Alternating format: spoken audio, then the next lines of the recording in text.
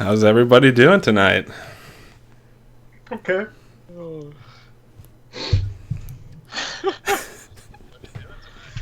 Oh, doing good. All right, welcome back to the Retro Roundtable, everybody. The only podcast guaranteed to cure cancer. And not the type you would find in a medical dictionary. The cancer that you find on certain forums in our community. That's right. So we got a good episode for you tonight. If Zach decides to join us again. Yeah, he just died. He's joined Bob. I think it was the emotions were too much for him. Yeah. He had to drop. Well, hopefully he gets back in here. So yeah, let's. In the meantime, I say we just go around the table and do the usual thing, and he can join back in when he's back. Steve, you want to go first and talk about what you've been up to? Sure. Mostly been working on DreamCast stuff, but I think it was 2 weeks ago. I went into Costco to test some TVs. We used to have these 1080p Samsungs we used to recommend on our website, and we discovered them a couple years ago, and now they're end of life. And I knew that Costco had some new Samsungs, so I just wanted to make sure that they had the same processing, because the thing with the Samsungs we like is they worked on Genesis, they worked on SNES, they processed 240p perfectly, and there was very little lag. And so I wanted to go in with a Sega Nomad and a SNES Mini that I had a 9-volt battery hooked up to. So I went in and tested those TVs and verified them, and we posted them on our website. But another thing I kind of wanted to do was we were kind of getting reports that on the latest 4K Samsungs that have component on them, like the super high tiers don't have like any inputs. They kind of have like a breakout box that connects with like some proprietary stuff, and then that breakout box only has HDMI. But some of the mid-tier 4K Samsungs, they actually still have component. And we're getting reports that the Genesis wasn't working on component. Yep. And so when I was there, I verified that with a Nomad, and yeah, any of the 4K Samsungs that had component I tried wouldn't work. And so I bought one. Took it home because I had an idea. We have a spreadsheet full of this data for each console, like specific sync timing data, like how long a line is, how many lines per frame there are. And I was looking, and I kind of had a theory of what was going on. And so what I wanted to do was generate a perfect in spec 240p signal, and then kind of change it so it kind of drifts more towards what a Genesis is. And the difference in the Genesis I was testing was the refresh rate of the line. And normally a refresh rate of NTSC video, standard def video, is 15.734 kilohertz, and I knew the Genesis had 15.70. And so what I did is that tester I was showing the other day, or the last podcast, I kind of reprogrammed it. So instead of pressing the buttons to change the video mode, I was pressing the buttons, and I was increasing and decreasing the width of each line, which would result in the change of the frequency of the line. And I was able to live look at the TV and kind of change it until the TV dropped out and lost signal. And so I was able to find what range it liked and which range it hated. And of course, it was a really narrow range that Genesis was outside of. And so that wasn't enough for me. So I had to verify it in the reverse direction, where I took a Sega Genesis and I took the oscillator off of there, and I used an FPGA board to. They have these digital clock managers, which you could generate, you could synthesize clocks with them. And so I calculated what the ratio was between the Genesis oscillator and what that oscillator would have to be to bump up the refresh rate of the video. And so I did that, put it on the FPGA, put all these wires into where the oscillator was, turned it on, and verified that the TV was working, and it was. So I kind of verified it from both ends, where I took something in spec and I pushed it out, and of a specific spec that I thought was the problem. I pushed it outside of that spec, verified that it stopped working, then took what was something that was out of that spec and pushed it in line and verified that it started working. And so now we pretty much know the true issue, and we're trying to get in touch with Samsung to possibly make some sort of firmware update or something, because even their older 4K Samsung, I think like the last year model or last year and the year before, they didn't have this issue. So something they did to make the locking range really narrow for the horizontal sync locking, the PLL, the phase lock loop, they just made it really narrow. And so anything slightly outside just doesn't work. So Yeah, unfortunately, all that complicated stuff that you just described is the easier part.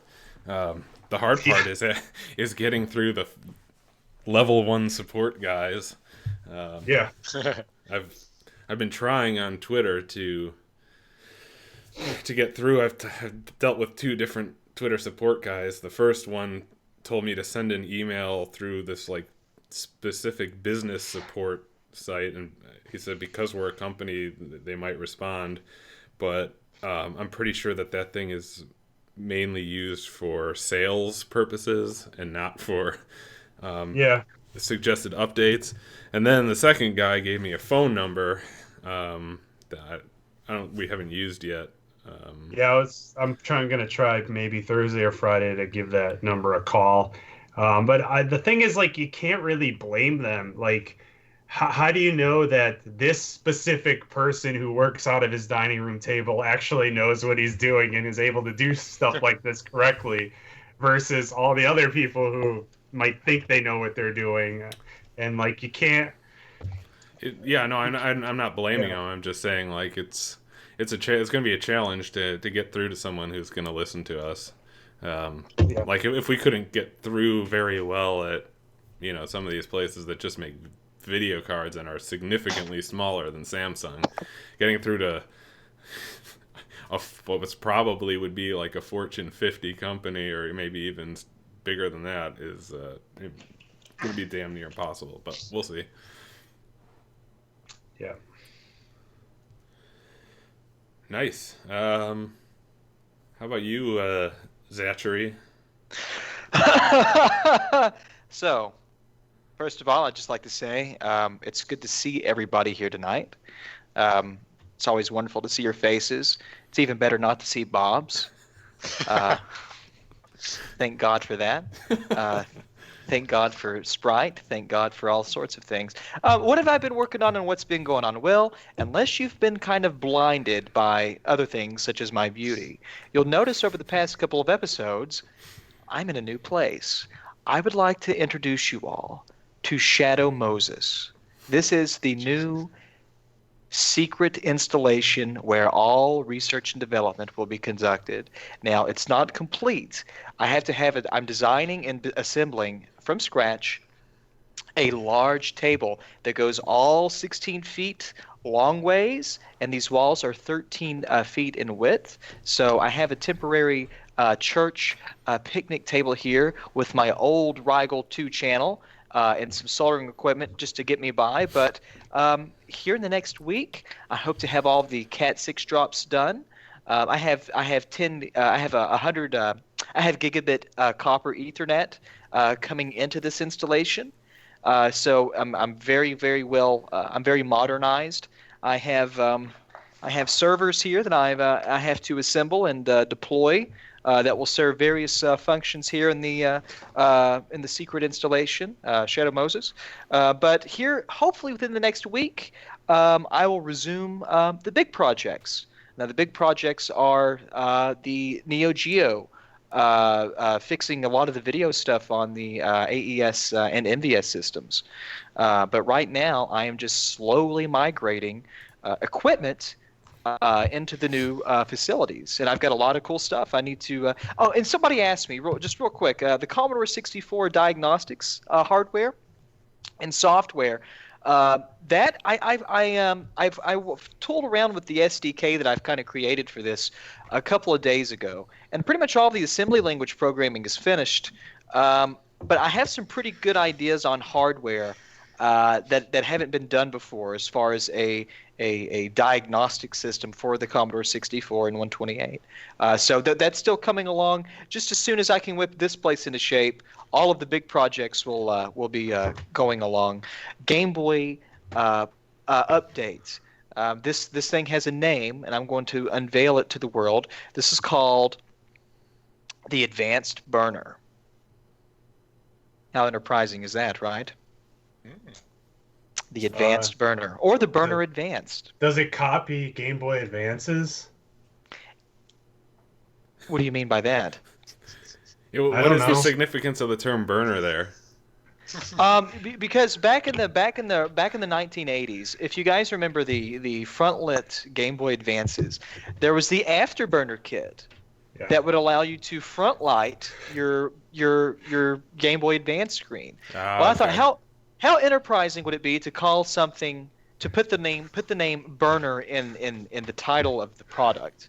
I just thought it was really cool. So the Advanced Burner, or the Burner Advanced, it's one or the other. But those boards are on their way. I have some protos coming along. I'm going to build a couple up. As soon as they come in, I need to. I've debugged the firmware in a simulator, but I want to put the micro on the board and do some real debugging, obviously. But if the firmware checks out okay, which the firmware is very simple and straightforward, I want to finish Steve's and mine. Might pass it off to Bob, but if everything looks well, this is going to be available for anyone to build and assemble freely, no charge. I may sell it, but that won't stop you from going and getting downloading my firmware source and getting the Gerbers and making your own for no charge. That's where we're at. Would you be selling it as a service or as just something, a self-install? I'm so busy. I am so busy doing stuff. I don't know if I have the time to allocate for an installation service, but I may just sell the little kit itself, pre-assembled and tested, bench tested, because there are a few small parts on there, and the firmware too. If you don't, if you glitch something up when you program that Atmel, that ATINY, you may have it done. So I don't know. That's yet to be announced. But that's where I'm at in life. Touch me emotionally. So I've seen you posting on Twitter various things about IPSs and other complicated stuff that people normally don't set up on home networks. What's the deal with that? Why are you going so crazy? So before, first of all, I just want to say, God damn you for asking that. That's really none of your business. But I was a systems engineer for about 10 years. And it was my job to procure and to design sound, secure infrastructure for on the enterprise level. That includes hospitals, large medical facilities, things within that umbrella. And I just know what happens on the internet. I know what happens on an unsecured network. So I have a very competent edge firewall. I have a very competent IDS, or an intrusion detection system. I have a very competent, just a general UTM, a unified threat management appliance. And I've backed off a lot of that professionally. I still do a lot of that in consultation, and I still do those things on a professional capacity. But there's a lot of things that have changed, especially in the open source world, as far as FreeBSD and certain Linux appliances go, and it kind of keeps me on my toes, and I still kind of like doing that stuff. So my home network is always I don't like having a flat network anywhere. So just by playing with some of this technology, I can exercise certain faculties of my brain that might not get as much exercise as they once did. Sweet. Fuck off. Yeah, I don't mean to put you on the spot. I'm more curious than anything. Like, I sometimes wonder. I mean, I'm in my full-time job. I'm in the security space, so it's something I'm kind of curious too as to what the proper level of doing that stuff is on a home network. Yeah, everything Depends on who you ask. Yeah, it depends on what you're doing on your home network too, I'm sure. Cool. That's all we'll say. All right, Renee, you want to go next or should I? You can go. I'll keep mine for last. Yeah, I don't have much since last time. I spent a good chunk of time doing the HD Retrovision yearly taxes over the past week, which is a non-trivial exercise in figuring out how much money that we made that we're allowed to keep. Which actually, the complicated stuff tends to not be, just reporting income and expenses. That's pretty straightforward. It's the a million questions you have to answer, and you're not always 100% sure if what you're answering is correct. Like, there's just so many different little line items about, everything from, like, do you have any does HD Retrovision as a company have any investment in any foreign holdings? Do you have any foreign holdings have any investment in HD Retrovision? And it goes on, and it takes like an insanely long time to get through. It's like a personality test where they ask the same question like 20 times. Yeah. Just phrased a different way. Yeah, it's just a total nightmare and just total drain on productivity and like. So have you fully disclosed the Canadian DB Electronics investment in HD Retrovision? Right. Shut up, Renee. Trying to. No way, the bags of money are coming my way. Yeah. It's also like a lot of small things like Shopify for some reason. It took me 2 hours to track down this like $18 discrepancy in what Shopify reported to the government and what it was telling us we actually made on their online system. This is just like nightmares like that where you just want to be consistent and track down every last bug, but it takes you 2 hours. And this is the type of stuff where you can't really do like an hour today and an hour tomorrow. Like, you need a huge block of time because it's so complicated and you got to keep track of everything, and it's just a mess of making sure you understand everything. And if you leave it for a couple of days and come back, you might as well just start over. So, not a lot of fun there. The only other thing that I wanted to mention, and if people are interested, I may do a demo next time. Sounds interesting, but somebody had asked or was tweeting back and forth online with us about essentially the worry was that going from a 240p signal to, let's say, a 4K TV, that process may introduce quite a bit more lag than if you let like something like the OSSC first upsample it to 720 before the TV took it to 4K. And so I wanted to talk about maybe next time like why that's not really the case and why what's more important to determining that lag is not actually how much you're scaling. It's because it boils down to like doing multiplies and adds are pretty fast. We're waiting for lines to, populate so that you have the information to actually do the calculation. So I think that might be worth showing something about how it's more related to filter lengths than how big your interpolation ratio is. So that's just something interesting that I've been thinking about. I may do a picture next time in Microsoft Paint. Yeah. For sure.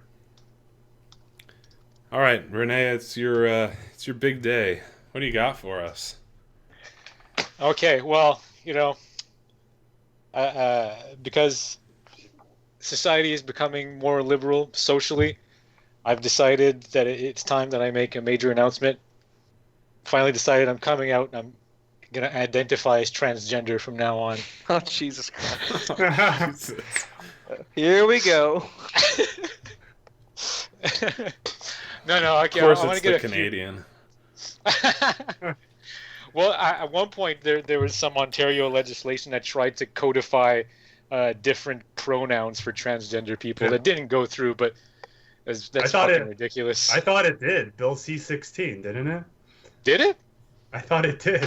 Fuck, if it did, I'm really disappointed. Well, our prime minister is a lesbian right now, so it's not a joke. Oh, man. I'm dead serious. Okay, no, I'll get a few things out of the way first. For those of you that have been, near a computer or Twitter lately, the Tanglewood game that's been working on by Matt Phillips got huge coverage on the BBC. And I'm mentioning this because I got a lot of questions about it. At one point, he says that he contacted a guy in Canada to build his cartridge. I just want to confirm, yes, I am the guy in Canada. I wasn't, going out and announcing it publicly that I was working with Matt for the Tanglewood cartridge, but now that he's actually said the guy in Canada and I've got a lot of questions about it, I feel it's appropriate to actually declare that I'm working with Matt for that. So if you've backed the Tanglewood project, you can be fully assured that you're getting a 3.3 volt cartridge and it's definitely going to kill your console. There you go. The ultimate there you go troll. with that misinformation. Yeah. All right. So the major announcement is that last 2 weeks, yeah, 2 weeks ago, I shipped my final order of product, and I am no longer going to be manufacturing any product from now on. Now, what that means is that as soon as time permits, all of the designs that I've built thus far are going to be released publicly, and they can be built by anyone. The firmware will be released as GPL v3. The hardware will be released as CERN OHL v1.2. The reason I'm doing this is because I was getting way too many orders from all of my individual customers or major retail customers that I had no more time to develop anything new. And the major proof of this, what made me realize this a lot, is that this mega dumper, which I'm able to ship a few test units to devs this week. I've prepared like a whole bunch for Voultar and some other people that have volunteered. It has a date code on it, September 2nd, 2016. That's when I designed this PCB, and we're almost 18 months later. So it took me 18 months to write 3,000 lines of code, and I'm really disappointed by that. So now, shut up, Zach. So now I'm going to liberate my time and focus solely on R&D. So you said that was 2 weeks ago, so that means you've been working. I have. And what has been happening since then?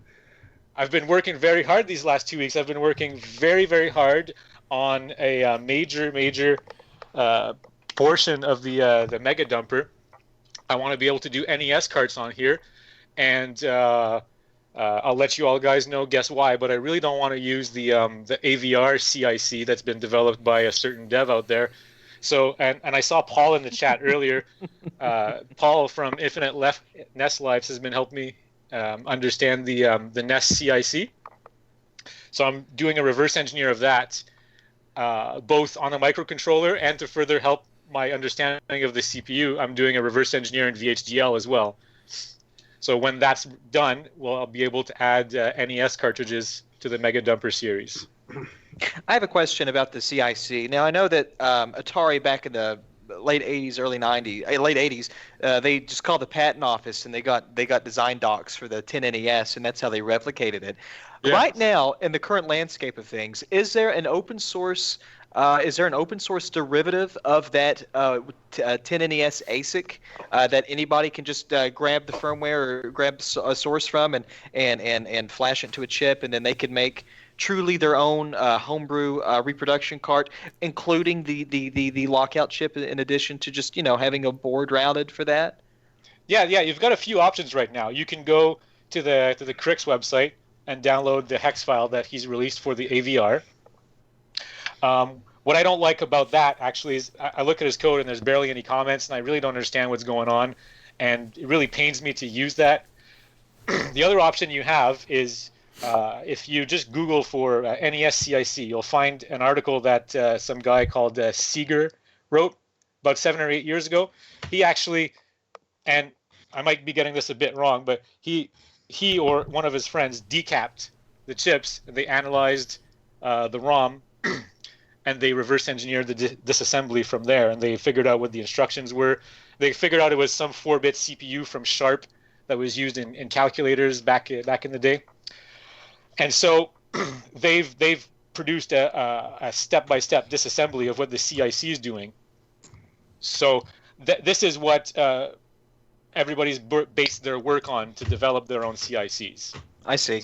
Yeah. Well, what's the one that Brian was selling in IC forum? What was he flashing on there?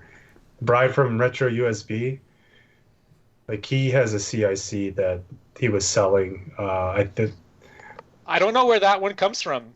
Maybe someone in the chat knows, but that one was implemented on a PIC, right? And as far as I know, the only open source version that exists on PIC right now is the Super CIC by Ikari.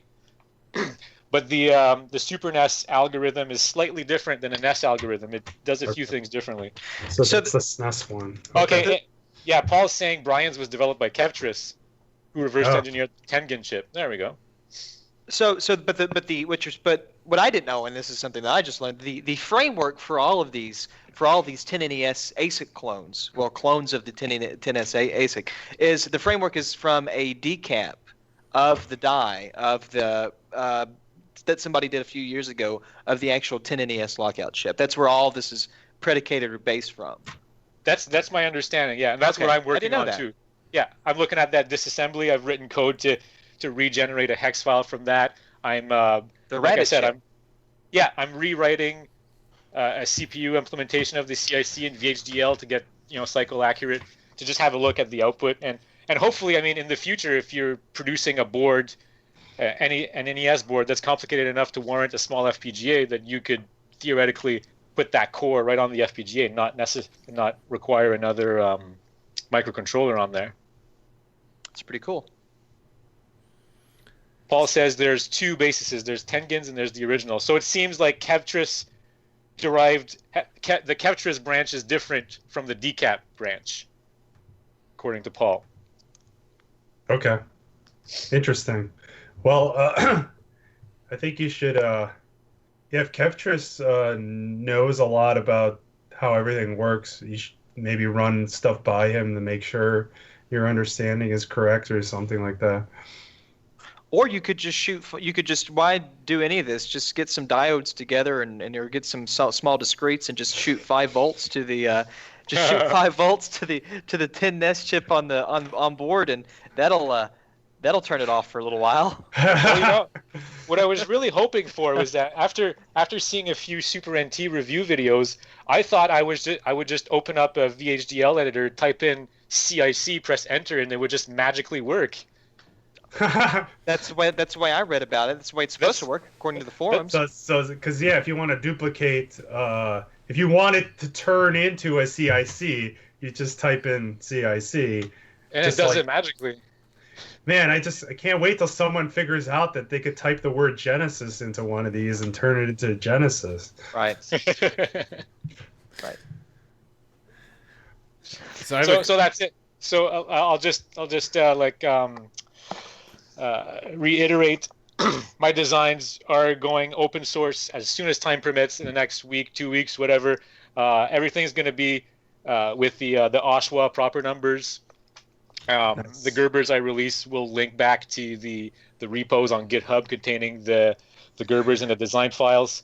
Now, the only downside to all of that is all of my existing products were designed with Protel 99 SE, and probably nobody ever uses that. I'm still going to put those files up. I mean, and surely there's a torrent of a cracked version somewhere that you can use, but I'm not reproducing those in KiCad just for the hell of it. So. I had friends who did a lot of work in China, and they said a lot of China still uses Protel. I can see why. It's a great program. I mean, I've been learning KiCad these last 2 months, and I made 4 PCBs in it so far. I will still say that KiCad only has like 10% of the features that Protel has, and Protel is a 20-year-old piece of software. So you, for people who may not know this, Stone Age Gamer sold your products in the past. So since you're not going to be supplying them anymore, what is their plan? Will they still have your products? I assume they still have some of your stuff in stock if people want to get that. But what is their plan going forward? Are they going to produce these open source designs on their own? Do they have the ability to do that? I'm really getting at, for the guy that isn't going to take an open source folder and go have his own PCB spun and all that stuff, and just wants to buy a product. Is there any plan for that? Not necessarily on your end, but yeah, I'm not going to support anybody who's trying to build one of these unless I get paid, obviously, because I mean my time is worth money. For Stone Age Gamer, I mean I announced to them back in October that this was my intention, and I intentionally waited till now to announce this so that they would receive my last order from them. But so when I divulged that everything was going open source, they just ordered a whole bunch because they wanted a lot of stock. I get the sense that they will want to manufacture or produce some of my products on their own, but we're gonna have to work out some sort of support agreement for them, because I don't think they can get not to diminish their skill or anything, but people need help for a first batch, right? Obviously. Sure. Smoke Monster, what's my hourly rate? You don't want to know. Yeah. It's not in the 2 digits, I can promise you that. Nope. So for people who have just bought something from me, I mean, if you have an order number on my website, I'm going to support you and whatnot. But I mean, moving forward, if you're tackling one of my designs that's open source, I mean, I'm going to put as much documentation as I can up online to help assist with that. But other than that, I mean, you're on your own, like with any other open source project. Maybe you can go on a Neo Geo forum and they'll help you out. I don't know. Renee, I don't mean to call you out, but since that you have so much, you're going to have so much more time afforded to you to work on things, does that mean that we might be seeing some nice digital PC Engine products in the future sometime, Renee? Well, it's coming. I'm doing some stepping. I'm doing some stepping stones. There's different milestones that I need to reach before getting there. I just don't want to spin a board right away that has all of that hardware. That's the main reason I was showing you all the 32-bit micro boards earlier, right? Is I'm evaluating those to go on there. So good. I demand results, Renee. That's right. You'll be the first to know after Nick and Steve. Oh, fuck. And Bob, if he comes back from the dead, but yeah, he's not coming back. Game Tech said he's interested in taking on some of your products, so maybe that'll be an option. I know he could probably. Oh, there you go. Get some of that stuff spun up. I'd be thrilled to keep seeing the product line live on, and I'd be thrilled to not be involved in most of it too. Yeah, that's I kind of wanted to talk about this at a more general level, maybe not as specific to you, because I see this, Bob obviously had to take a step back because life got in the way, and you're taking a step back because you can't do anything new if you don't. And this is something I see as potentially a problem for us down the line too, right? Like It's already a problem. It's already a problem, but as we come out with new products, it's going to involve more and more work on the support end. And Yeah. so the question is, do we take a financial hit by hiring someone and putting in a lot of work and a lot of time training them to do support? Do we just stop selling older products? It's like, I don't know how to figure that out just yet. People, give us a hard time, like Bob. He gives us a hard time for being out of stock. But that's actually a little bit by design, right? The way things have always worked for us is, we order the product, it sells out fairly quickly, and then we have a good month and a half-ish where absolutely nothing productive gets done besides answering emails. That's right. And if we were selling product, if we just had enough to be constantly selling it, it would be a big headache, and you would never see anything new ever again. So I don't know, like how you come to that decision. Yeah, I wouldn't say it's by design, but we took advantage of the fact that we were out of stock and out of warranty to actually get other things done. Because, like you said, it was nonstop, not just emails, but everybody thinks their stuff is broken, and proving that it's not, which is what happened most of the time, like 90-something% of the time when somebody thinks it's broken, it's not. And just having to go through the motions and like shipping them replacements when just to show Specify them. Yeah. Right. And like I remember I was going to the post office every day. I would always stop at the drugstore and get 2 kickstarts, and the guy eventually like knew me there, and he thought I was insane because I was just always buy 2 kickstarts and a granola bar because it's on the way to the post office. And it was just every day, like just dropping stuff off there because it was, like you said, nothing got done. 0 got done. We were, before stuff hit, we were working on the SNES glitch, like the line that had the short line, and we were getting some really good data, and we were working on a solution, and then stuff hit. Never went back to that. And so, okay. Yeah. I think that's a casualty that all of us, because I think there's a certain understanding that must be adopted if you're to not just as a consumer, but not just as a merchant or seller, but as a consumer, is that you, we are not large corporations, or I don't even really consider us companies in the sense that we have underlings that handle things for us. What you see is really what you get. So you really have to have that understanding, and you have to have sort of that I won't say patience, but just that maybe I will say patience. You just really have to have that sort of patience, that patient understanding that these guys don't have all the time in the world, and when you take time away from them for them to do something here, nothing is going to get done over here. And a lot of people just, and rightfully so, they just fail to understand that, or don't understand why things seem so slow when there's only this is not very difficult. Why is it taking so long? Well, guess what?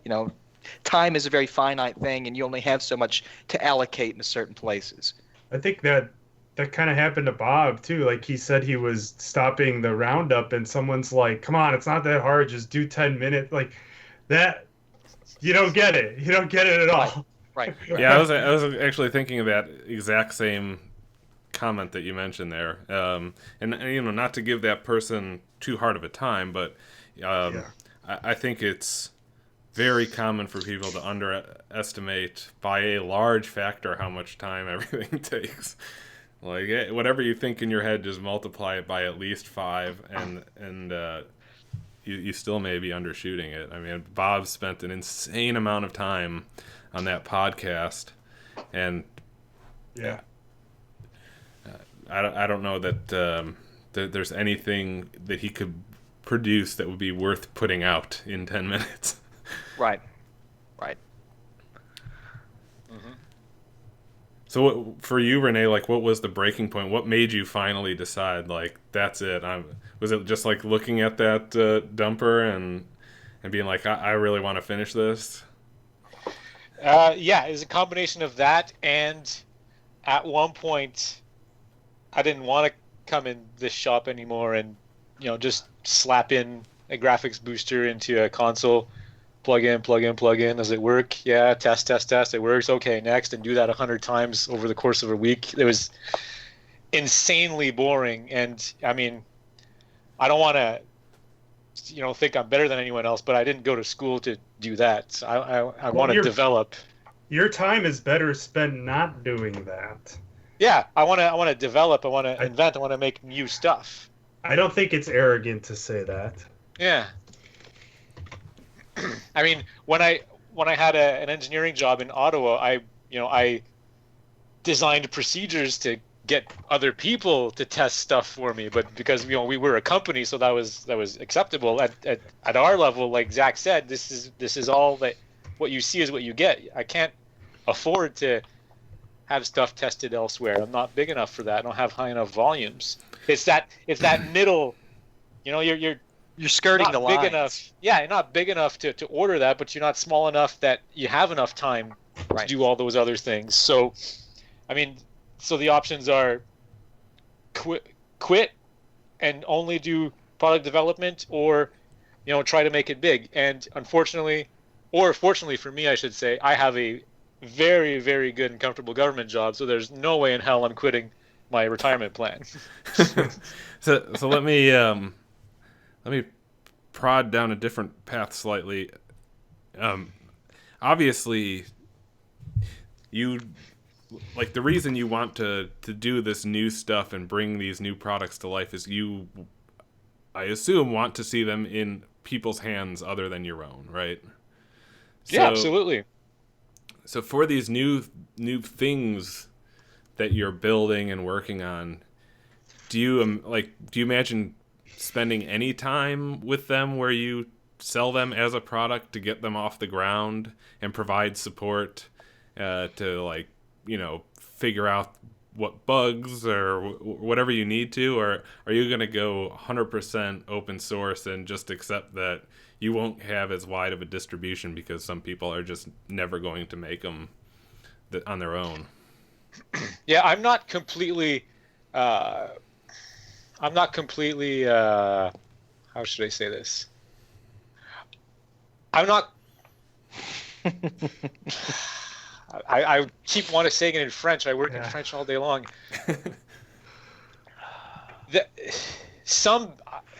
Because I'm going to have to order 10 or 20 pieces of whatever PCB it is I'm working on at one point, right? And I'm not going to hang on to all of them. So I'm definitely open to selling some of those to people who are willing to develop.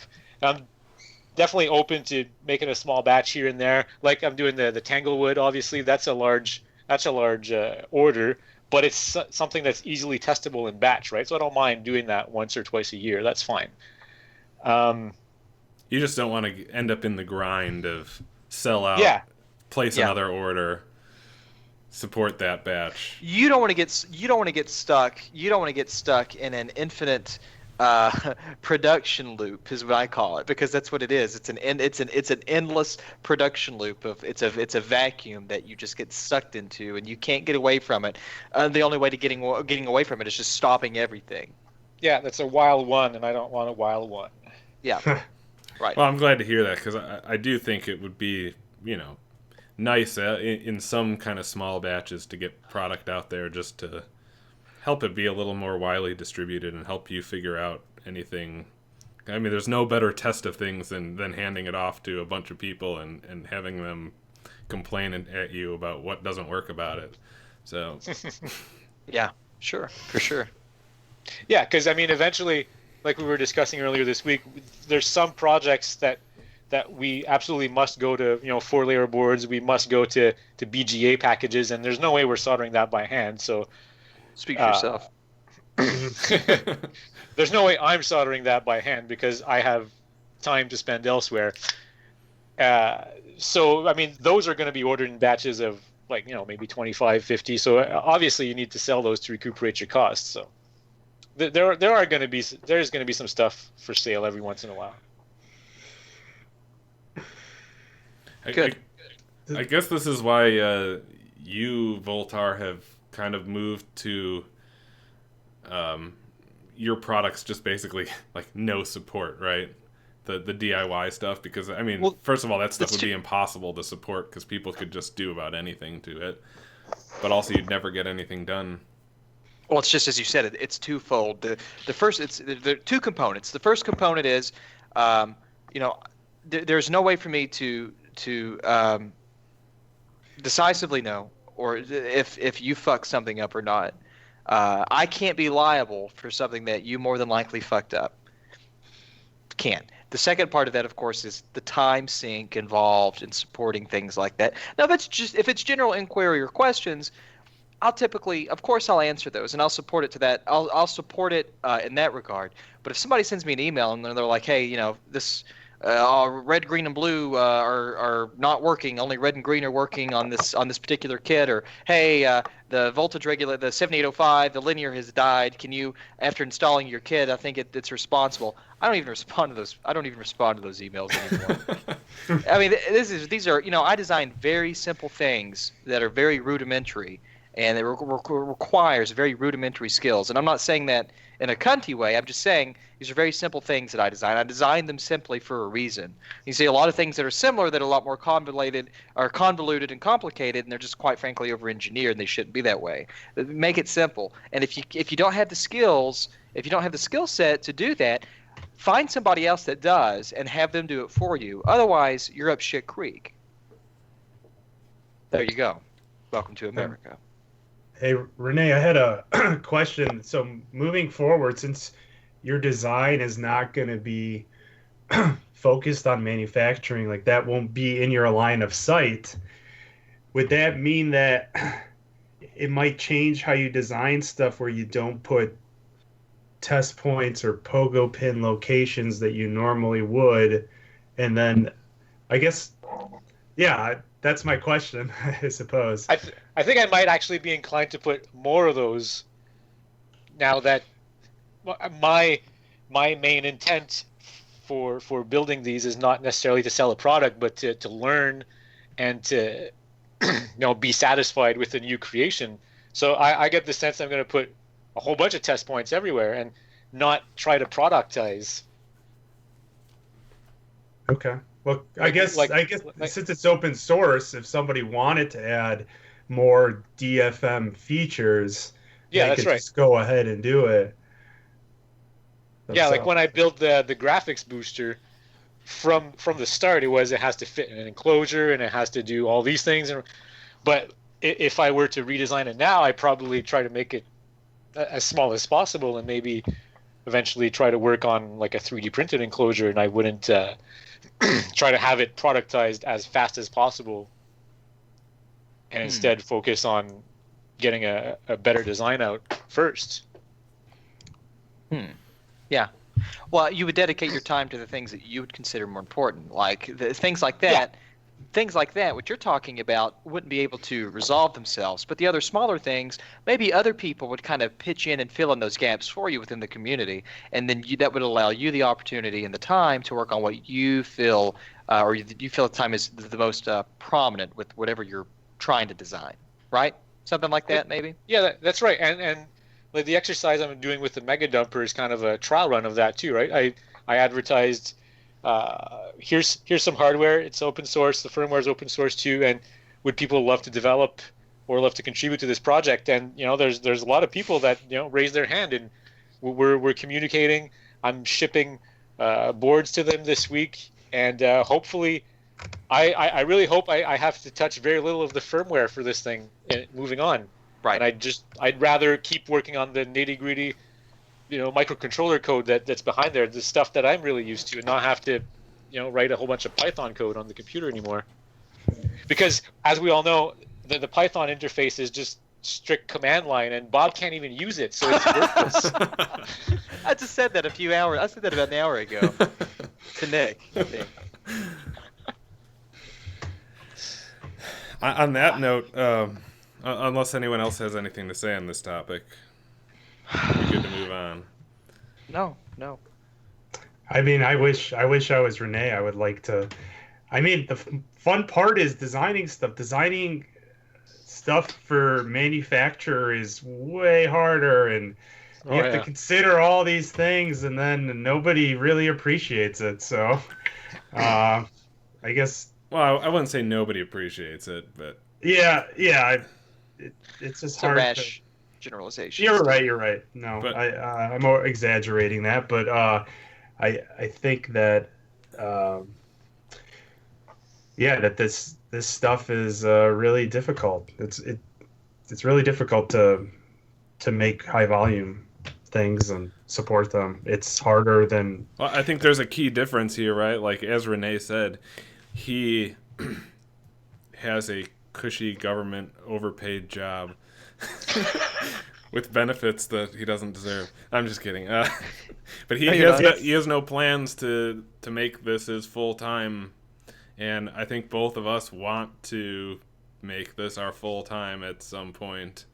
I mean, I certainly would love to completely replace my income with this and just work on stuff and help you all the time, but we can't do that quite yet. So it's just two different end goals, and it's just how it is. Yeah. I don't know what else to say, man. It's this is a really touchy thing for me because not everybody, but those particular emails that you get from people who are just upset because either you don't have stock, or when you do have stock, it only lasts for 2 or 3 days, and they just don't understand. Well, they're consumers. I don't suppose they care to understand, but they don't care to understand, right? So they're not responsible for understanding that. But I just feel like it's so difficult to articulate this.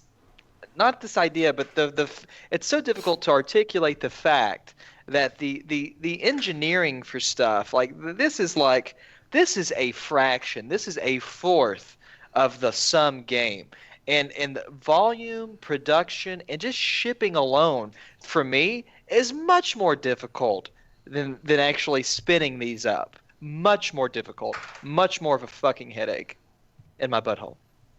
That's all. I totally agree. There's a lot that goes into it. All right, so let's address the elephant in the room, or the elephant not in the room, as it were. Sorry, I'm sorry, Bob. I didn't mean to make a fat joke. Sure you did. so I kind of did. That was his only requirement. So Bob's obviously not here. I've seen a bunch of people asking, is Bob really retiring? Is he coming back? What's up with the roundup? I've seen a bunch of those questions fly by. So I'll obviously talk to Bob offline, and there's things he said to us, and we're going to keep in confidence. But I wouldn't write off Bob just yet. But he needs a step back and is taking a break. And, after having done that weekly roundup, which takes an insane amount of time, for nearly 2 years, I think he's just taken some time to decompress. So we hope to see him back here on the round table. Don't take the stuff in the stream description too seriously. I think it's important. I think it's important to note that for Bob to produce the weekly roundup, he has to expose himself to all sorts of hideous cancer online just to be able to gather tidbits of information that he can talk about on the roundup, right? Right. People have to realize that he's been exposing himself on forums all this time, and it takes a toll on someone. I'm surprised that he hasn't been checked into an asylum yet. I'm surprised he can walk. Yeah, he has to dive deep into the horror and make it back out every time with his sanity. And so we should be grateful that he was able to do it for 92 weeks. Yeah. But I have a feeling this is going to be more of a Michael Jordan style retirement. Yeah. Oh yeah, for sure. So No question. maybe Bob might go and play maybe some baseball for a bit. Maybe some and golf. realize. Oh, Yeah, I was thinking you were referring to when Michael Jordan came back and played for the Wizards and was a total disgrace to his name. Oh, so the second time.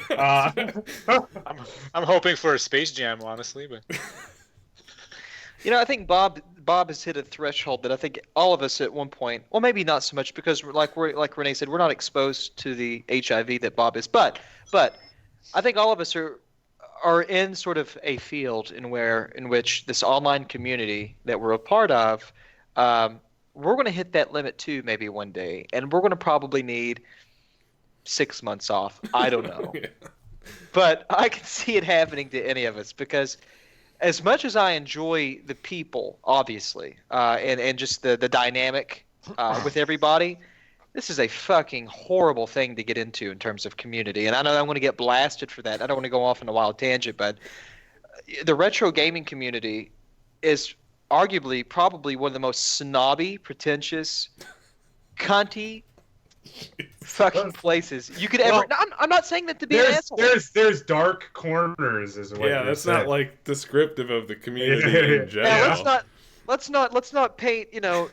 Let's not treat this like the Middle East where we paint it with one broad No, brush. you're talking right? about specific forums that are. I'm talking about I'm talking about subderivatives. I'm talking about small pockets that actually, when you add them up, are very cumulative, and they represent pretty large sections of this community. But nonetheless, if you find yourself in some of these wrong places, you will find yourself questioning your life and why you choose to wake up every morning. But I'm sorry. I'm not. Unfortunately, that's where Bob's got to go to get that information, is hang out in those cliques. So that's why it was so popular. Nobody wanted to do that. Yeah. And so they just outsourced it to Bob. for free. Yeah. Or if you're a Patreon, if you were a Patreon supporter, then for a little bit of money outsourced. But I think one way or another, Bob will find a way to get that same, maybe not the same quantity, maybe not as often, but there's been some ideas tossed around for how Bob can still get some of that information out to people. So I'd stay tuned, and maybe we'll see him next time, or maybe if a couple months, who knows. I don't know when he might return, but he does definitely need and deserve a break. So Yeah, much deserved.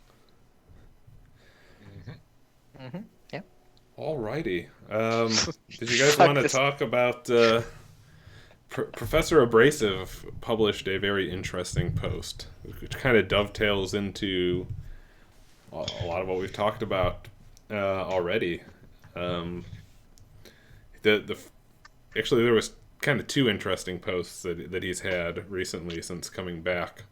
First of them was actually in December.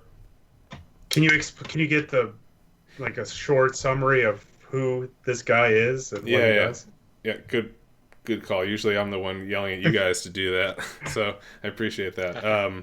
So for those who don't know, Professor Abrasive, he's got a Patreon. You can take a look and get a better idea of things he does. But the main thing he's been working on is what he calls the Satiator for the Sega Saturn, which I guess is what you'd call an optical drive emulator for this thing.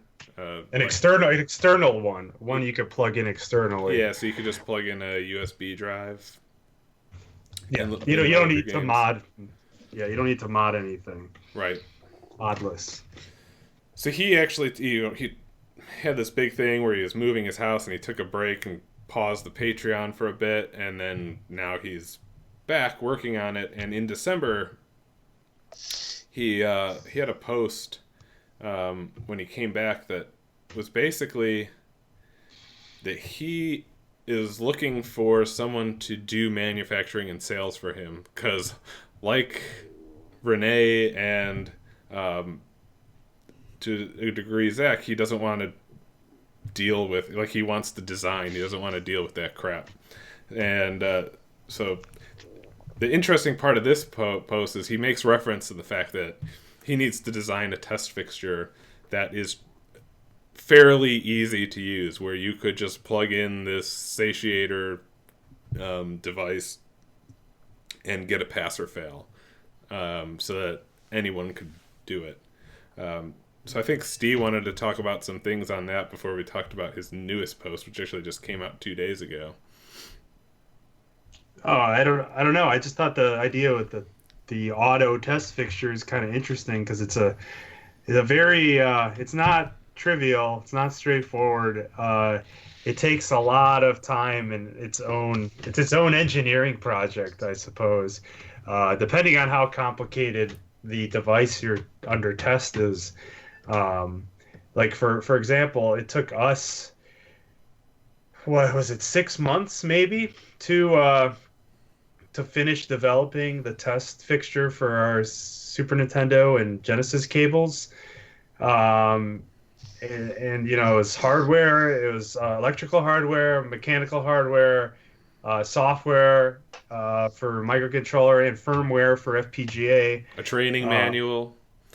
And then Visiting the manufacturer to show them how to use it in person. Yeah, the training. Yeah, you're right. The training manual is 50 pages of documentation showing how to set it up, how to act when something goes wrong, like some steps on how to start debugging, how to hook up the debug system, because there's a serial port output that under normal operation you don't need to use it, but if something goes wrong, you get more data if you hook it up to the serial. Yeah, all these things just for this test, and it's non-trivial to make something like this and make it efficient and that anybody could use it.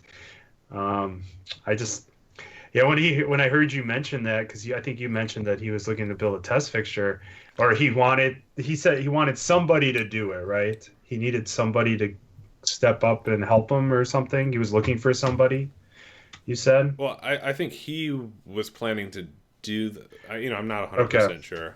I'm not Professor Abrasive, and I don't think he spells it out exactly, but I think he would be designing this test fixture. And I don't know that much about the satiator and what would need to be tested about it, but like, at least from our experience, I can tell you that there's a lot of design that has to go into what type of tests you run. Everything from what ranges you determine to be a pass, to even just trying to come up with all the ways that something could be wrong and making sure you test for that, because you never know for sure that you've exhausted everything, right? And so there could be something.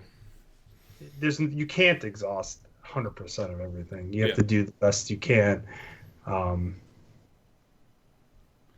the other thing is that they're not you try to think of them as disjoint, but you have to design hooks in the main design, the thing you're going to test. You need to design hooks into it so you can design a fixture around that. So that, they're not disjoint. You don't just blindly design the product and then move and like, okay, let's design a fixture for it. You need to design like all the test points and everything, and like holes to hold the thing in place. All that stuff needs to be thought of beforehand. So that's another thing. And another thing that we have to deal with is maintenance. Like, if these are used on a lot of units, they wear out and they need to be maintenance. They need to be serviced. Yeah, that's already happened to us. Where stuff has been sent back to us to be repaired. Yeah, like at my at a job I had in Ottawa, we would design test fixtures with pogo pins, right? But those pogo pins have a certain number of cycles. That's it, right? After a while, they go crooked, the springs pop out, and the thing dies, right? So there's a lot of of maintenance, like you said, that has to go into these. One approach we had though that I want to add is we had designed a test fixture that was separate in two parts, whereas we had one universal section of the test fixture which had just had a whole bunch of digital I/O and a whole bunch of analog capabilities in and out, and then that would plug in to a specific bed of nails for each product that we were testing, right? So we could always use the same core, let's say, of the test fixture, and then just plug in a different bed of nails with a different firmware load to test different products, right? So we're not reinventing the wheel every time, and we kind of get used to, the core of our test fixture because it's always running, the same micro, the same interfaces, the same PC interface, and so on. So they cut down development time for subsequent products, right? At the first one or two, it's harder to do it that way. But if you're going to be doing a lot, then it's worth thinking about, the future proofing of your test jig. Yeah, that's a good point, because because we're developing DreamCast right now, and I'm trying to think of the hooks and that we need to add for testing those properly in production, and a lot of it's going to be derived from what we have now. So we already had that first one, and because we need to generate video from scratch, we have like that already built in. We just have to change a lot of the firmware. We probably need a little bit different hardware because of the higher speeds involved. But that's a good point. Like once you get the first one going for your niche of product, then the subsequent ones would be easier to deal with. They end up being similar, yeah. Yeah. That's true for more than just test fixtures. I mean, that's the whole reason we did our product design the way that we did with like the little adapter dongles. It's like once you made that first Genesis 1 adapter, all of a sudden you can take a lot of that and reuse it and produce. But you need to put hooks for that too. Like we Sure. added an extra wire that was not used in the Genesis adapter because we were going to use it. Yeah, it was planned ahead of time. For PlayStation and Saturn. Yeah. So we could use the same cable stock on everything. So go ahead. That's all I had for test fixture stuff, unless Zach or Voultar had anything. What's remarkable? It's not remarkable. It's just interesting reading the article. It's like It's sort of like seeing. It's like Professor Abrasive, who probably is a very well seasoned engineer. As a matter of fact, I think he's an educator. I think he's actually a professor at some university over there in wherever the fuck he lives. Now the point is though, it's almost like you could see like he had a revelation, like in the writing of this, as to what really is entailed as far as what sort of effort is required in making a product in volume and shipping it out. I read, he had a couple of points. The first point being the disk change, how that would be handled and how that may be kind of a hurdle for them that they'll have to overcome. The second part of that was updating the CPLD, because the CPLD is sort of the glue logic between the Saturn and the MCU, which is another design thing. But the third problem, and probably the most important thing, was the manufacturing and volume. How can he do that reasonably, and what is that going to take? The engineering problems, well, I mean, they're straightforward, but they're not. But they're relatively straightforward and can be resolved fairly easily compared to manufacturing problems. People put manufacturing as like a secondary or tertiary as far as like how difficult or how pivotal it is, or is it? I think manufacturing and production is, I've said this 3 or 4 times now, is terrible, and it's the biggest hurdle, and it's what keeps good products from ever making it out of a beta phase and into the light of day. Yeah, that's exactly the problem he had. He realized the difference between making a product and delivering a product, and he was like, holding up the delivering part, and I really want to. We need to move forward to delivering, and so he like cut a bunch of stuff and was like, I'm just gonna get beta units out. I need to stop. I gotta refocus and Regroup. yeah, and refocus on delivering. Right. So I really respect him for that, and I really appreciated that article. I think that it's a sort of an intimate telling of what so many of us engineers or and hobbyists and whatnot have sort of the rigors that we've endured and went through. Those are very painful lessons to learn, but hopefully, he'll regroup himself there and he'll power through it. I'm behind him. I really like that guy. He seems like a pretty nice dude. Yeah.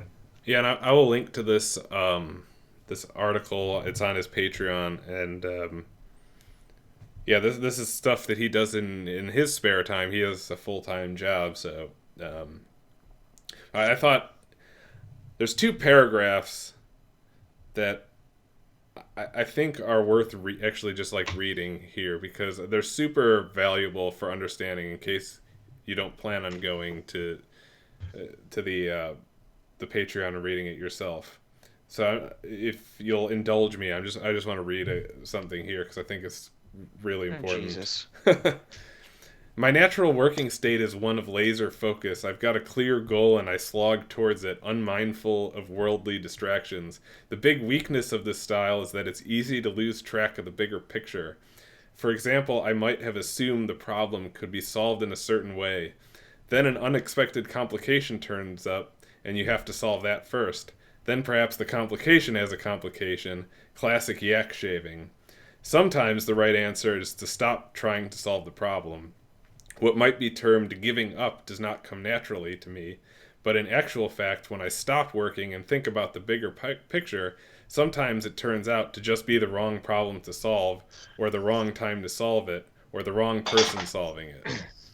So that I think is kind of, when I read that, I was like, my first thought, which I think I conveyed to you guys, like, this guy needs somebody else working with him, because I think that one key thing that he might be missing is somebody to bounce these ideas off of. When you live in your own bubble, and this happens to me at my day job too, where I'll be trying to solve a problem and I'm just stuck in a single line of thinking, and if I don't bounce that off of somebody else where that person can be like, hey idiot, like, you're totally going at this the wrong way, sometimes you kind of get stuck in a trap and you waste a lot of time thinking about something and you can't get out of it.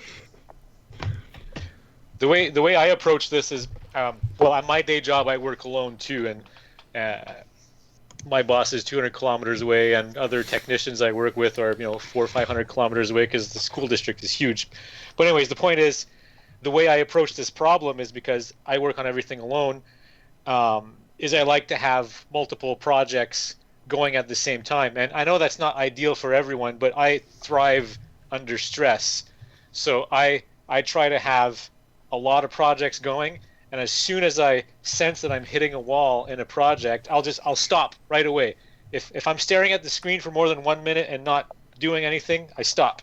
I'll pick up another project until I hit a wall there, and I bounce back between these different projects, and that helps me to simulate getting a bouncing fresh ideas off of somewhere and getting a fresh pair of eyes on it, because usually if I hit a wall, it might be a day or two before I get back to that original project, and I'll look at it and I'll go, oh shit, I was stupid. I'm missing a semicolon here, or whatever, something stupid like that. And usually after letting go of a project where I've hit a wall for more than 24 to 48 hours, when I come back to it, the wall has completely vanished.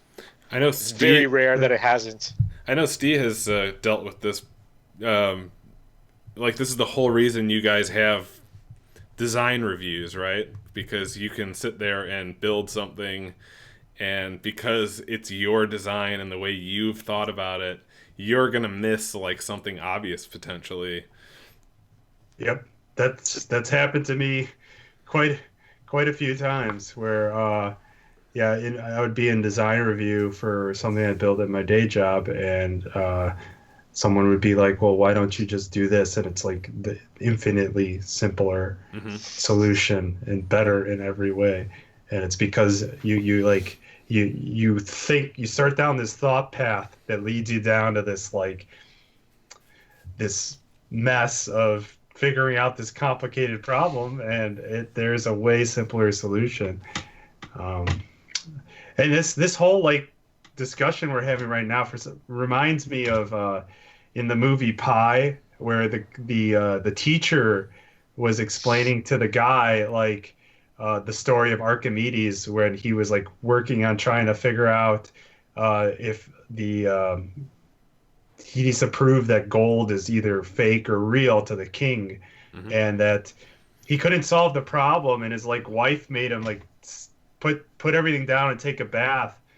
And then like when he went into the bath, like he discovered that the water like overflowed out and displacement, and so it was a way of getting volume really easily and able to calculate density. And I don't know, that reminds me of the taking the break. Like I run into that problem a lot. That's why the only other thing I really do besides work all the time is I work out, and I actually come up with really nice solutions to things when I like am not stuck in front of it or anything. Like I remember going on a bike ride back during the Kickstarter days, and I was struggling figuring out some problem with the cable circuit, and I was on the bike ride I came up with the solution. So I don't know, just to clear your head a lot is really good, but also having somebody to bounce ideas off of is very important, I think. Well, Yes, cool. I went on this big tangent, not tangent, sorry, but this big speech about how I bounce from project to project. But I mean, you still get stuff wrong, and I mean, lately I made this board and it has a bunch of surgical wires on it because of all stupid mistakes I made. I tried to come up with this fancy circuit to detect the direction in which the data bus was being read, and I put like a transistor and a MOSFET and a set of diodes on there. It turns out it was just an AND gate, but I couldn't, for the hell of it, see it until I got it wrong.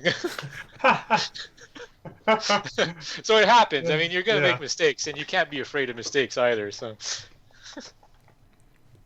That's awesome. no. That's great. I like it. Good story. Yeah. All right. Well, I will definitely, in the description of this video, link to this post, because I think everyone should go read it. It's interesting and cool. Yeah. Whether or not you plan on getting a satiator or not, it's worth following along with what he's doing. All right, so let's move on to the old Q&A, huh? Yeah. What do we got? We have a bunch of carryover from last time because of YouTube's streaming issues. So let's. This one is looks like it's referencing back to a topic we discussed a while ago. Could someone clear this up for me? Does the issue of correctly driving RGB in superguns, he says, relative to how people have been consoleizing Neo Geo MVS boards? I don't understand the question. Yeah. Yeah. I think maybe what he's saying, is he maybe perhaps is he asking? Is it relevant to how people have been consoleizing? Yeah, Yes. I think he meant related. And the answer to that is Yeah. yes. Okay. It is. It is relevant. Or it is relative to the way people have been, for the most part, consoleizing arcade hardware and interfacing it with television sets or consumer grade, just general consumer grade equipment. Yeah, that's relevant. I don't know what else to say. Yeah, everything about it would be the same as what we talked about before. It just to get it really quick, you need amplifier boards, you need buffers. to properly do it. Yeah, just be careful. If you go onto YouTube channels and somebody's reviewing one of those things that don't do that, and you just kind of very gently put it to them that maybe that's wrong, be careful about doing that because you may get your head bitten off, and you'll get blocked on four different ways from Sunday. Modern vintage gamer. So, you got to be careful with that information. I'd like to see you guys reach out to Kevtris and maybe have him as a guest sometime. Would that be something you would be open to? You know, I talked to Kevin quite a bit. Kevin and I are pretty good buddies. We talk a lot on the IRCs, and he's always I've asked him a couple of times if he'd like to come on my channel and just do like a fun interview, and he's always that's a wonderful thing about the lovable thing about Kevin. He's always up to do anything like that. Whether or not he would do that here, or what we would do in what capacity, I don't know how that works. But I think we discussed guests before, and like for now, we wanted to keep it just between us. And then if we ever decide to do that, like he would be an obvious choice to have a guest. But if I learned anything from my love of Power Rangers, is that the Sixth Ranger is a very, you got to make a good choice there. You can't just pick anyone. Well, it could be a rotating slot, or maybe if it's just to fill in, like if somebody can't make it. Yeah, maybe somebody on the interim, but I don't know. I don't know how I feel about guests still. I think my opinion from before, which was I hope still, or maybe it's still consensus, it still stands. So you know, like all these talk shows and everything that have guests, they have bookers who have to, you know, vet guests and all that stuff, and that's a big mess that we don't have time to deal with. Because once you open up the door to guests, then everyone's gonna. I mean, I don't want to sound like a jerk, but everybody wants to come on. I think that we are all in agreement when I say that the only person that could ever circumvent our position or whatever sort of process we come to for guest spots is Adam Koralik. If he wants to come on next time, welcome anytime. No questions asked. Yeah. Come on down. You're a part of the gang. Damn it, I was gonna make the joke. I was gonna say it's gonna be hard to figure it out. I think it's also more than just like there's tons of people out there that I think have the technical level that would fit in right in this show, but the 4 or 5 of us all talk all the time, and we have a rapport, and so that's part of I think what makes this work. If you feel that it makes it work, some of you might be bored and think shouldn't even be allowed to do this, but they shut it off a long time ago. Those people were gone 7 seasons ago. They closed after my 10-minute intro video. Okay, I think this one is one that Mr. Voultar will take. On the topic of driving an RetroRGB backlit screen properly, I want to direct your attention to www.benvenn.com. He has a voltage regulator he sells that I use in my unit. Maybe his solution is similar to yours. Okay, what's the question? Is your solution similar to that one? Maybe I don't. I mean, I appreciate the question, but that's like asking. Well, no, I won't say that. I don't know. The idea of driving a backlit screen into the GBA that's not really an original idea or unique to anyone. A while ago, I was looking at things people were doing to drive the screen on these systems properly, and I saw an old Assembler Games thread where a member there designed a small voltage regulator. Not a regulator, a small voltage up converter that also had a discrete PIC microcontroller on board that gave you brightness controls, right? I pulled up a screenshot from that. Okay, great. Okay, yeah, so there's a screenshot here that's populated. This gentleman here designed a very small, maybe 1 square inch board that has that just up converts the supply voltage off the batteries so you can drive that screen better. So my little doodad was inspired by this forum post, and actually in this forum post you'll see there's a he gives the schematics and the Eagle board file freely to anyone, so anybody could take this thing and they could manipulate it, and they could make their own, they could edit it, do whatever they want to do, right? So at any rate, my little doodad was inspired by that forum post. But it shares nothing in common with that small board that you're looking at. Steve and I didn't like a lot of things on that board, such as how power was being conditioned. So we tweaked it, or he tweaked it. I tweaked the schematic design, and you totally relaid out the board in the recommended layout in the data sheet, which was not on the other board. That's right.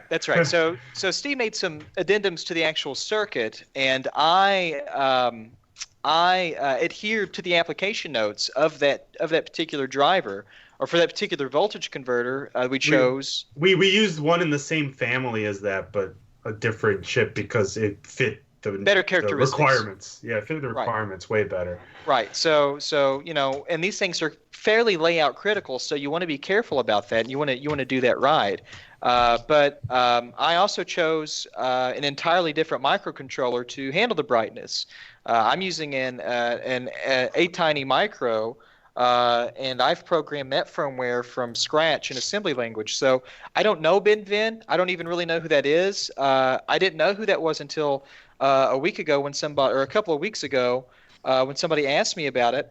I don't know I don't know much about what he's made, but I mean, it's kind of like, I made the Sega Mega Video and René made the triple bypass. He ripped you off. I think, yeah, Venn totally was the inventor of this, and he's ripped me off just like René. I'm just kidding. But the Venn thing is probably pretty good. I just don't know anything about it. Cool. It's like saying you designed a transistor driver for your LED, but he already designed a transistor. Someone else designed a transistor driver for their LED, and it's like such a basic building block that. Well, the only thing that's unique about this whole design is the firmware that I've written from scratch. The board that you're looking at, or the board that I've designed, is chapter and verse a carbon copy of the application notes of how these components should be laid out. So this isn't like this little product, or this little doodad isn't like some sort of, somebody went into a secret a thought chamber, and they submersed themselves in the elemental liquids, and they came out with this beautiful idea. Anybody could have done this. So I feel like there's plenty of room for things like this to exist from everybody. For the record, the question wasn't being accusatory. He was just curious if it was similar, I think. Oh no, I totally understand that. But I've got a lot of Facebook messages and a lot of emails asking, basically, and I've shared some of these with you. Yeah, Facebook messages asking me, which I deleted my Facebook thing, but asking me, why would you make this? Why would you make this if somebody, other people are making this already too? I'm like, well, why wouldn't I? Or what difference does it make? Who's making it? I don't think it's disrespectful or anything. I mean, I'm sure his thing works really, really well. I just do things differently. Everybody does things a little differently. I think there's always room for that, and I think that's a good thing. And if you don't, you have a choice. You have a choice in life. All right, question. I'm making a splitter with a THS7374 to output component to both my capture card and my TV at the same time. If one of those devices is not running, will sending that plus 6 dB boosted signal into only one active device do any damage? No, not as long as you wire it up correctly. Those things can drive two outputs, so each output needs its own resistor. Yeah. And if you're AC coupling output, it would need its own capacitor too. The data sheet actually shows that it can do Yeah. that, right? With its own Yeah. resistors and capacitors. Yeah, I guess the question was what kind of happens in that device that's off, and all that will happen is it's just going to be terminated by the resistor, and you're just effectively you're wasting energy, but who cares? It's not that much. Yeah. It's very small. That's a lot of power dissipation. I have to agree. That could be cataclysmic. What's if you don't AC couple it and your DC bias is really high, then That's totally different. That's just a different situation. But yeah, just you'll be fine. You're doing it right if you follow the recommended datasheet stuff. Sorry, go ahead, Nick. What's next for HD rectal vision after the release of PlayStation cables and adapter and the DreamCast cables? That's a good question. I think we're wrapping it up. We should calling it finally a career. We gotta finally go out on our yachts, and I'll race you on my yacht while you're on yours. I was gonna light a cigar with a $100 bill. Was it like didn't Homer do that where he lit like a $1 bill or a $5 bill or something, and he lit the cigar and then he quickly like blew it out and put it back in his wall? Yeah. That reminds me of a promo video that I wanted to shoot for when we came out with the Saturn and Neo Geo stuff, which was us like, it was supposed to be this story of us celebrating all this ridiculous amount of money we had made off of Genesis and SNES cables, and like we all of a sudden blew it all and went broke. And then I started forcing you back into the lab on slave labor and like pulling a work whistle to get you to finish up new products so that we could get our yachts. Yeah, you like wake me up from like put away all the heroin syringes out of the way. Get back to work. We're broke. But to answer the question seriously, I mean the focus will be on a component or analog to HDMI box that we want to do, and yeah, we know there's some solutions. It'll do 720. That's been 720. It designed since 2013. Yep. So we're even worse than you, Renee. Yeah, and Bob complains about the triple bypass. I mean, come on. Well, you know, there are products out there, of course, but you know, we think we can make a consumer friendly one, and so we think it's still worth pursuing. What comes after that? We'll see. 4K version. Let's see. One more question that's been on my mind. What would it take to make a box that could take higher resolution video signals via HDMI and down convert to 240p, outputting this 240p signal via YPbPr with no lag? Basically, the guy wants to simple solution for MAME cabinets using CRTs. I think that's tricky because let's go ahead. Isn't there something for Raspberry Pi that does that? Is he talking about making basically a MAME box that he can interface with a CRT tube? Is that what he's saying? Like, I want to take that's the example he gave. I don't know if that's the only purpose for asking this question. I would say fuck. I would forget the component thing. I would just get a 15 kilohertz compatible card, and I would just a graphics card that can boot and scan down to 15 kilohertz, and just put that in there, and then you can drive that out. You can drive 15 kilohertz out to the monitor, interface that almost directly with a few little odd and end accessories. Yeah, there's a website that sells the iPack and the JPack. I forget what the name is, but they sell a 15 kilohertz compatible video card. And they sell a whole bunch of other arcade hardware too. Pretty sure I can find it right now. I think in terms of the more general question of like what would be involved in making something that could just take HDMI in general. Maybe somebody wants to hook up a PS3 or PS4 HDMI down to 240p, like they're playing like a retro style game or something. That I guess if you assume, it would be easier to assume 480p output first because that's the easier case. The big problem that I see with that in terms of the lag and stuff is that 480p has 525 lines. And if you're going to drop lines to get to 240p, you have to you have to drop like a weird number. Like you can't cut it in half because if you cut 525 in half, you have 262 and a half, which that's interlaced. You're basically creating 480i. So I don't know how to do it without a frame buffer where you can deal with that extra half line from the result of doing that. I'd have to think about that more, but off the top of my head, I feel like that's something like that would need a frame buffer to do that properly, and then you would probably start getting some lag. Yeah. All right, so this next one was... Wait. Didn't Renee look something up? Did you have something? Oh yeah, I put it in the chat. Where they sell that card is the ultimark.com website. They sell a whole bunch of other arcade hardware, but you can buy a 15 kilohertz compatible VGA card from Ultimark. Or you can, I think those are kind of expensive. I don't remember, but I think those might be kind of pricey. You can go on eBay and buy there a particular family of old. This is a legacy card now, but an ATI PCI card. And you can flash firmware to it that will allow it to scan down to 15 kilohertz horizontally. So there was a guy who sold that pre-flash, didn't he?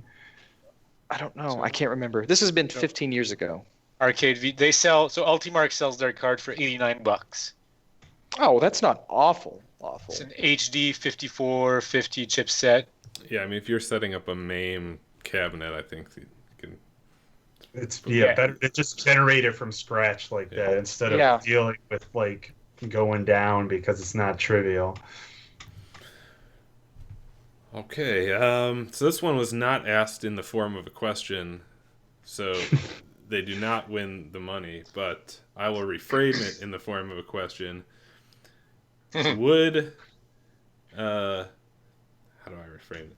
In the vein of testing scalars, would a good feature to add to the portable video tester be some feature for latency testing? Is that something you can do with that? I think that would be a good feature. It depends on the scope of what that thing's supposed to do, but I think that's good to have. It's not something I was going to put on this version of it, but if I ever spun up my own thing, I have so many more options. That's actually kind of the reason why I went back down to this by tacking off the this FPGA dev board that's off the shelf, was that it kind of constrained me to actually get something out.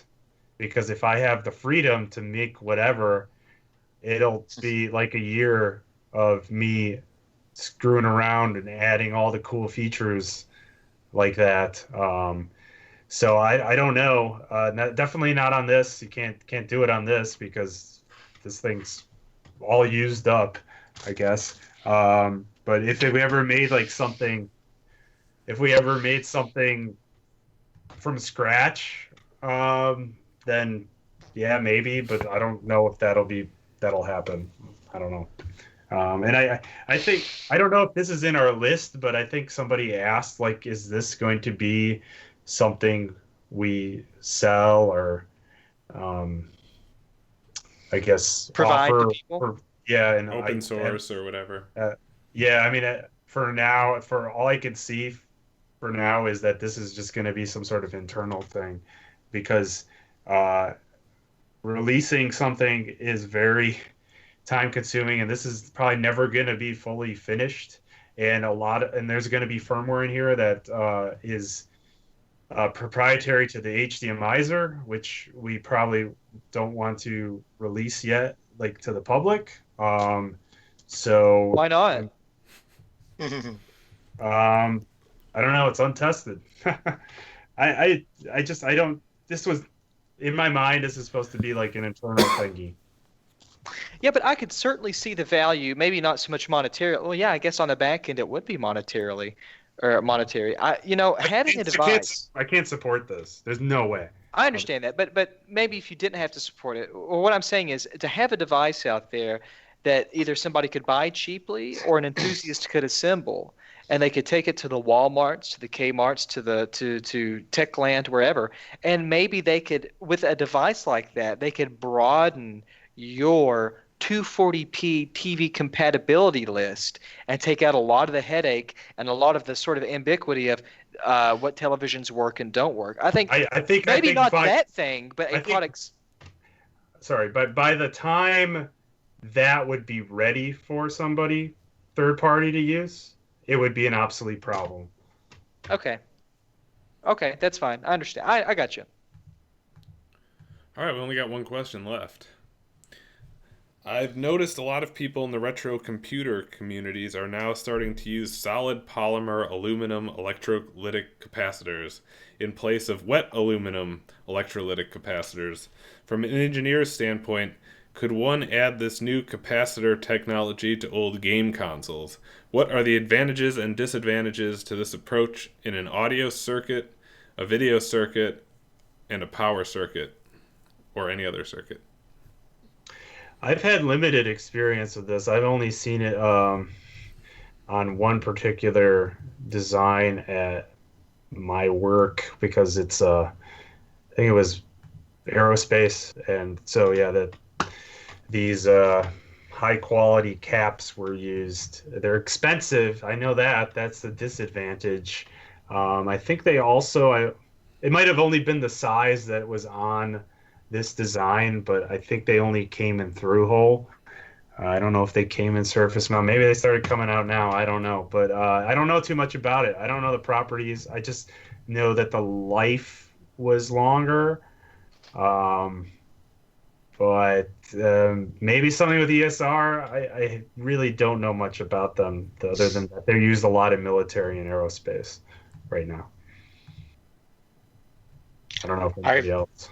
Yeah, I've had zero exposure to these.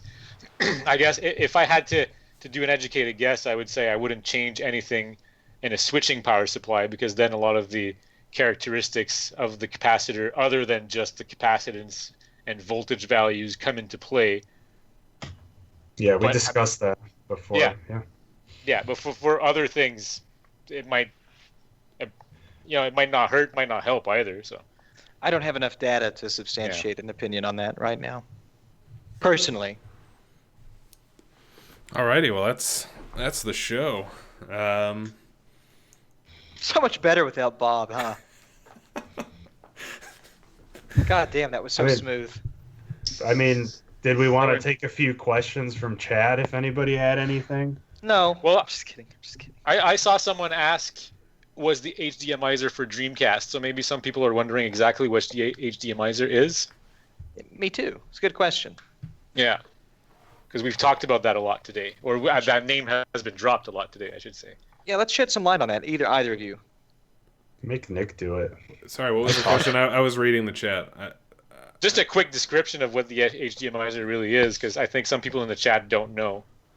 Well, you can go to our website and check the development page for I mean, I'm going to explain it, but there's a lot of of course, they're just proposed details and things might change, and I'm sure that some of that stuff is not up to date anymore. But at a high level, it's take any analog signal and get it to a 480p or 720p or whatever resolution, depending on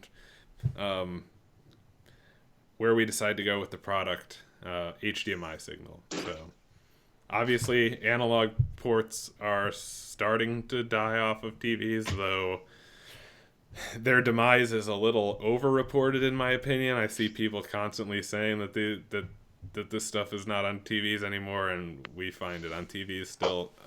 But it is true that they are slowly, at least, disappearing. So this is kind of the grand plan to have the SD often describes it like the conditioning part where we get a nice YPbPr signal and then put it all into this end box that handles the upscaling and digitizing.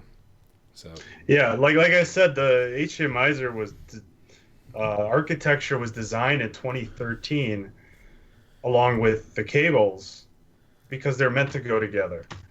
That's the whole point. That's everyone Yeah. is complaining about HD Retrovision. Why is it HD? Is that's the one of the main reasons. They're meant to go together, but you can't design. I mean, you can't spread your resources that thin and come out. We needed a place to start. Is basically what I'm saying, and I think we decided on the component stuff first because those could be used on their own. In certain scenarios, and a lot of people like them so far, but now we're stuck in this always making component cable stuff. We got some lightning round questions from the chat because they are coming pretty fast, so let's try to answer the chat questions quickly. HD Retrovision, will there be a Genesis Mega Drive System Link cable available in the future? I assume that question's asked because we do make the Genesis 2 to Genesis 1 dongle. I mean, we've talked about this, but yeah, maybe. It's a maybe. It's not like high on our priorities list. Renee, how's your Extron crosspoint? So yeah, I've seen that question come up a few times. The Extron crosspoint I have received and is unfortunately still in its plastic wrapping. There's a lot of work involved in connecting all of my consoles to these fabulous sports. That's a big weekend job.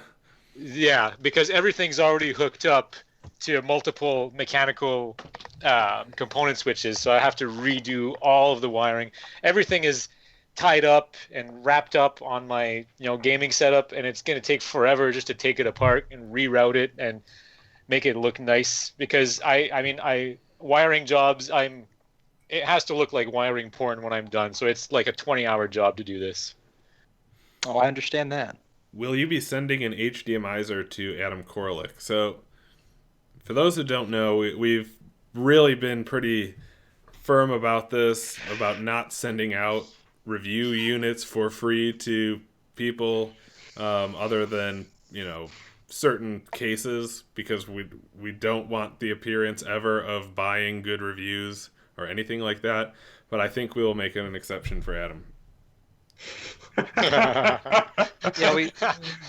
be worth it. It'd be worth it alone just for him to lend his own expertise and thoughts to that product. Yeah, I would love to hear his review of it. I mean, earlier we were talking about adding lag testing to Steve's video tester, right? But clearly from the Bob's interview, Adam has a keen eye for lag. You don't need to add lag testing to your video tester. Just ask him. You just send it to Adam. He'll figure it out. Do you know how we have the Leo Bodner tester? Well, we've got the Adam Koralik tester too. And that's, I'm coming up with an idea. Is that why people invite him to all these conventions? Is they want him to lag test all their TVs and equipment? By site. By playing a fucking game, to quote the man. Will the DreamCast cable have a switch to select input signal type? I assume that he's asking about the 240 480i versus 480p. So the answer to that is yes. I assume that's what he's asking about. Would HD Retrovision one day have a Australia and New Zealand distributor? Maybe, I don't know. We're still experimenting with distributor models. We've only done the Canada one at this point, and like everything, we go slow with it. And let's see. And good thing we did, because there were a lot of complications. Yeah, it's nothing is trivial ever. Took forever, especially when you're dealing with shipping. Yeah, and I do a lot of international shipping, and shipping to the United States is easy compared to everywhere else. Shipping to the UK is a pain in the ass. If you ask Shipping me. to Canada can be a pain in the ass for me. You're a pain in the ass. Well, so's your country. Go fuck yourself. Hey, I've heard Can this you guys before. create a modern CRT? Yeah, let's not say we did. Yeah, That's my I've seen answer. that question asked in different forms in different places. I just don't see that happening. I don't see somebody taking up that mantle. Are Wii cables being looked at anyway in the future? Possibly, yes. I think that's... Oh, yeah, here's another question that we get asked constantly is, would we ever make our own mechanical switching device for component video? No. Like I don't know. People, have they gone to our page? Like, we designed the HD Retrovision SNES and Genesis cables such that if you split an input with Y adapters, you can hook multiple up to the same. So theoretically, if you had the G component switch, which has 4 inputs, right? Is it 3? Yeah. 4, Yeah. right? 4. You could split each of those with Y adapters, and have 8 HD Retrovision products going into it. You wouldn't want to do that with other products, but yeah, it would only be right now the SNES and Genesis cables, including anything that gets adapted. Yeah, the adapter. But yeah, I mean, that's a way to increase your inputs. And I guess you technically could hook up 3 into one if you wanted to. If you want to have a big daisy chain of Y adapters, go ahead if it's not confusing. But again, only 3 you can only put HD Retrovisions on the split. Yeah, because other people don't have the same protection. I'll do a plug here again. Is this crosspoint switch cost me $40, so people might want to look into that because these are high quality switches. Then you just got to convert your the RCAs BNC, to BNC. The BNCs actually cost more than the damn switch, so I mean. But that's because you bought 60 of them. What a waste! What a waste of money. I need 60 of them. I have all these consoles that I need to play. That's right. Well, now that you have the time to play them. That's right. I'm so close to having Super Metroid beaten now. I've taken the long route and everything, and within a couple of days I'll have a new Beta 2018 on there. Speaking of Beta 2018, man, it is spreading, blowing up on Twitter. There's people that I don't even think follow any of us that are doing Beta 2018. So I'm super happy about that. For those of you in the chat who are not aware, if you beat a game this year, if you beat it with friends, if you beat it on the couch, wherever you beat it, eating potato when chips. you do, take a picture of the result after you beat it. Usually the end game screen. I mean, and post it to Twitter, #BeatIt2018. So it's all about the hashtags this year. That's right. On that note, I was gonna make an Anthony Weiner joke, but I'm gonna let it slide. On that note, as Firebrand asked if you can beat it in the bathroom, I've beaten with it a portable bathroom with the 3DS. So yeah, you can totally beat it in the bathroom. I've beaten it at my grandma's. Yeah, I mean, you can really beat it anywhere these days. You can even beat it with your children. Oh. Okay, Renee. Oh, Okay, we're dude. getting taken off the air for that one. There goes monetization. Did we have monetization? I applied for monetization so that we could do a super chat thing someday, but it apparently takes forever for them to approve anything. So maybe the algorithms are just against us. yeah, that's right. Well, with René's dirty, filthy mouth, we're never gonna get it. So It's the sick one. He's the only one with children here. Bastard. I've been playing Super Metroid with my daughter. She likes it. No. Yeah. Okay. Let's not go there. Brainwashing your children early, huh? The right games, yeah. alrighty, well, let's call it a night. You can find us all on Twitter. I'm too lazy to read off our Twitter handles again. You'll figure it out. And we will see you in a couple weeks. In the meantime, if you have questions for us to answer at the end of the show, please leave them in the comments below the video. And on that note, we'll see you guys later. We'll see you guys later. Peace.